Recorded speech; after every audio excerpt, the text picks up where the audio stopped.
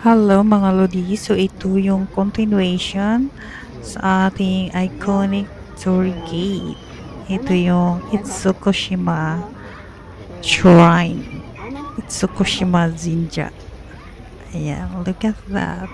Super nice. So bago ka makapunta sa Itsukushima, kailangan mo mag-ride ng ferry.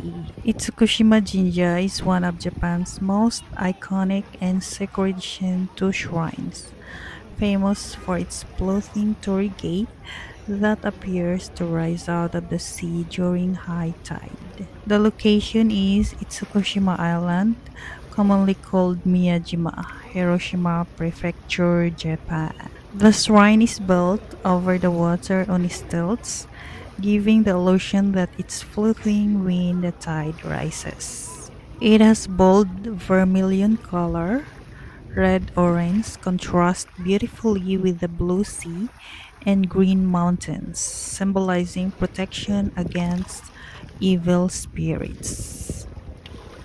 It is also the UNESCO World Heritage Site in Japan. Itsukushima Island itself is considered sacred. Historically, commoners were not allowed to give birth or die there to preserve its purity. And pag pumunta ka dito is marami kang makikita mga deer, mga shika or deer. The deer in Miyajima are considered messengers of gods and are treated as sacred animals. Marami kang makikita doon na shika.